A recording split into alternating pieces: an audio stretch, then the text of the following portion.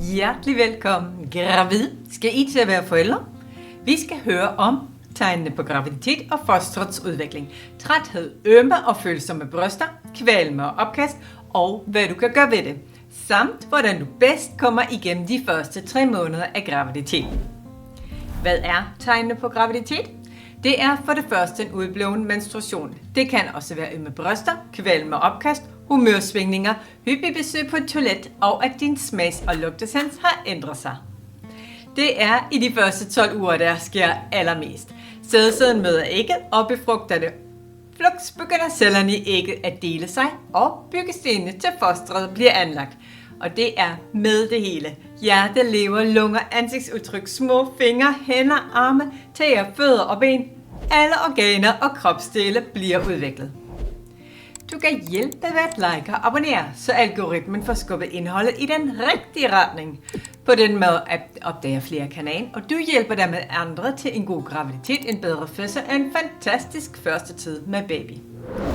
Inden for de første 12 uger er fosteret faktisk færdig. Den er 5,5 cm lang, vejer 15 gram og har en perfekt lille krop og bruger nu resten af graviditeten på at vokse sig stor. Derfor oplever mange i de første måneder af graviditeten en ubændig træthed, som er blevet kørt over af en damptrumle. Kroppen er i gang med at skabe et lille vidunder, som vokser og udvikler sig. Så det er helt rigtigt, at den har brug for ekstra ro. Lyt til kroppen. Kast dig på sofaen efter arbejdet. Smæk benene op, det er helt i orden. Hvis du har børn, overvej en lur på sofaen, inden du henter dem fra institutionen. Det giver mere energi og mere overskud til familien. Spis gerne powermad. Det er mad med jern, kød, rødkål, spinat, grønne grøntsager og masser af komplekse kulhydrater som frugt og fuldkornsprodukter. Det er bedre med flere små måltider i løbet af dagen end store måltider, som kan gøre dig endnu mere træt.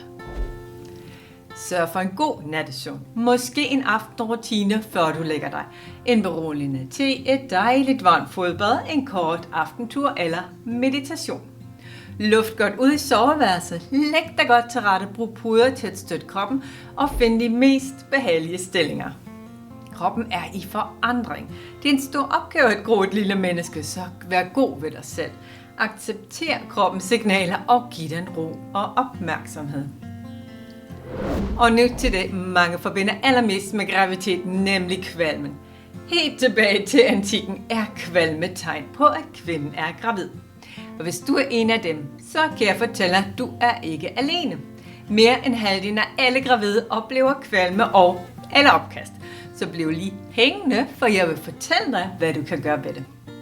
Nogle oplever det som morgenkvalme, og for andre er kvalmen der hele dagen. Mange mærker, at det aftager efter de første 3 måneder, fordi graviditetshormonerne falder. Men det er der desværre ingen garanti for. Hvad hjælper mod kvalme? Hvis du har morgenkvalme, prøv at stille nogle små snacks klar. Kiks, knækbrød, en banan. Læg det ved sengen om aftenen, så du kan spise lidt, inden du svinger benene ud over sengekanten. Et godt råd: spis små hyppige måltider i stedet for store, og have altid lidt snacks med i tasken. Undgå fed, krydret og meget sukkerholdig mad. Det kan trigge kvalmen. Drik godt i løbet af dagen. Gerne vand eller urtete.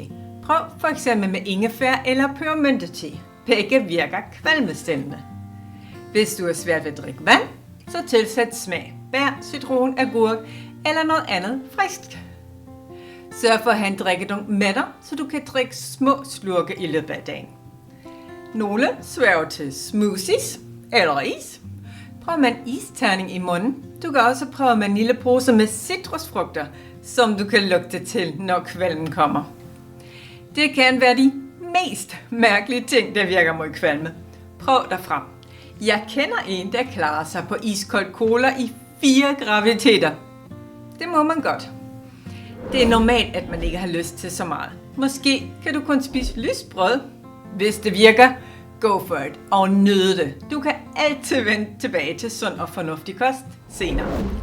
Det anbefales, at du tager multivitamin for at lindre kvalmen. Nogle gange hjælper det også med tilskud af B6 og B12. Og så kan du prøve akupunktur. Og så er der noget andet, der kan betyde rigtig meget. Ro. Kvalme og opkast kan være kroppens eller psykens måde at sige, stop, du er gang i for meget, jeg skal lige kunne følge med. Så giv dig selv pauser. Giv kroppen tid til at lade op og restituere. Under rejsen som gravid er det særligt hormonerne progesteron og østrogen, der påvirker din krop. Der sker mange forandringer undervejs. Da du har mere blod i kroppen, skal hjertet arbejde hårdt for at pumpe blodet rundt i kroppen, og det kan give hjertebanken. Lungernes kapacitet øges, så du bliver hurtigere forpustet, og dine bryster, de vokser, og de bliver ømme og følsomme.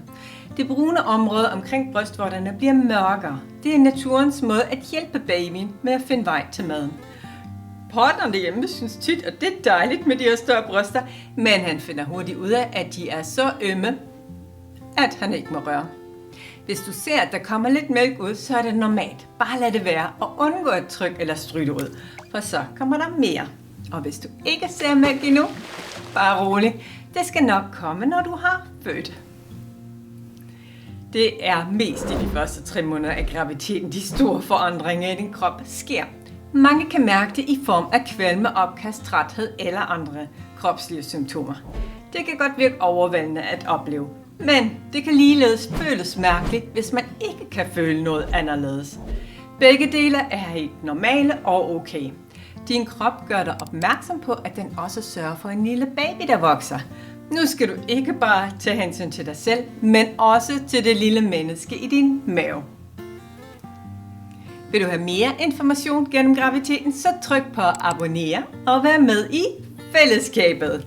Aktivering af klokken gør, at du med det samme får besked, når der er kommet en ny video, eller jeg går live, så du har mulighed for at være med.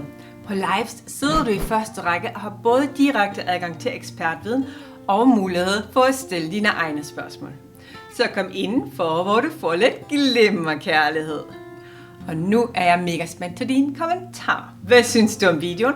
Hvad kunne du bruge til noget? Og er der måske andet, du er interesseret i at høre om? Jeg glæder mig til at læse din kommentar. Tak for dig. Vi ses i næste video, som du kan se lige